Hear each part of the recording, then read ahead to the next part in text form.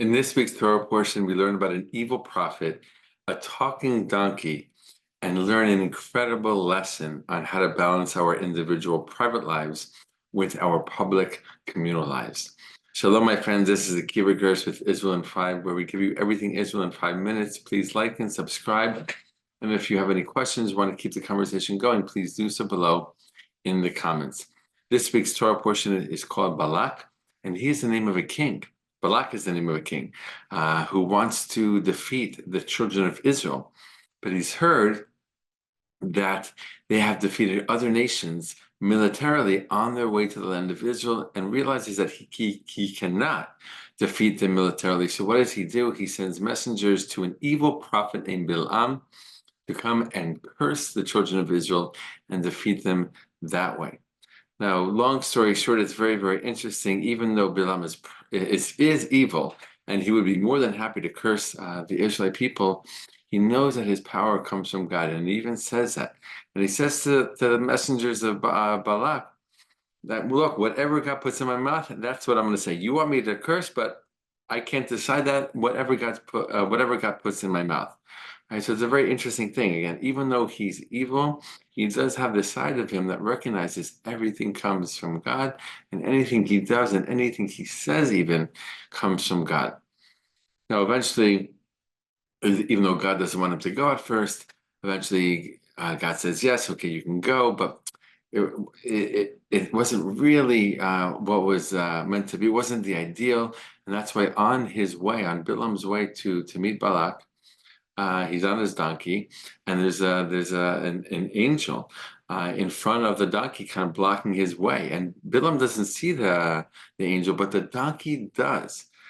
And eventually, Balaam, sees that the donkey's trying to go this way and that way, and like he's almost like getting thrown off his off the donkey, and he gets very angry, and he starts to hit the donkey. And the donkey basically opens up its mouth eventually, says, "What are you doing? Why are you hitting me?" Right? And basically, Balaam realizes eventually that the donkey saw something that he was not able to see at first. Eventually, God opens up Balaam's eyes. He sees this angel as well, and he realizes why the donkey was going this way and that.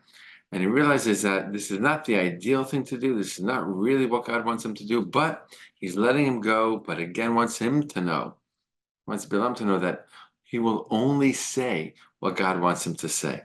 And there's a few different rounds after he finally meets Balak of attempts to curse the Israelite people, and they utterly fail every single time.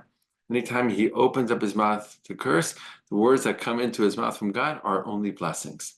And Balak, you can imagine, he's getting really, really upset. He paid him, he brought him here, he wanted to curse the Israelite people. Didn't happen. All that comes out of Balaam's mouth are blessings.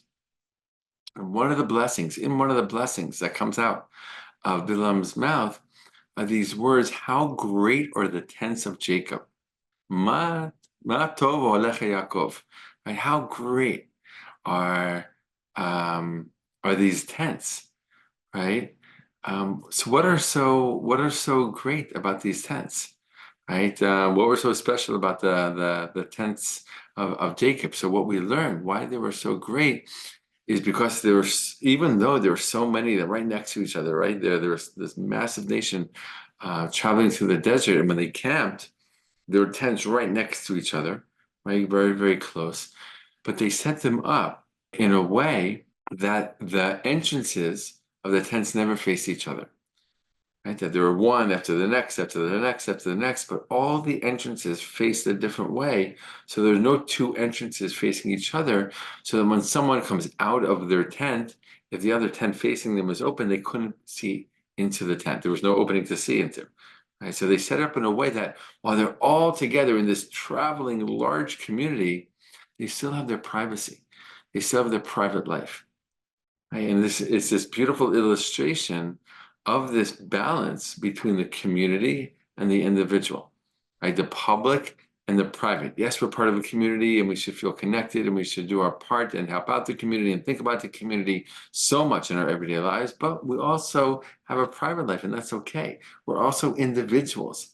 Right? We're not robots here. We're not automatons, just all doing the same thing. We all have something different to do in this world. Yet at the same time, all of us and our differences are adding up to this incredible, powerful, beautiful community, or at least should be. And that's the exact recipe to create such a beautiful and strong community, is when each person knows who they are, right, and respects other people for who they are, and again recognizes their individuality, their private life, their personal life, but is still so connected to the public life and the community, and vice versa. Right? They value the community. They work, on behalf of the community, at the same time recognizing I am who I am, right? And I'm going to bring who I am into the community. I'm going to bring my uniqueness out into the world and help out the community in the best way possible. And that's why this was part of the blessing, right? How great are the tents of Jacob? Because of how they were set up, right? And they symbolize this really beautiful and strong, value and teaching lesson, life lesson for all of us, right?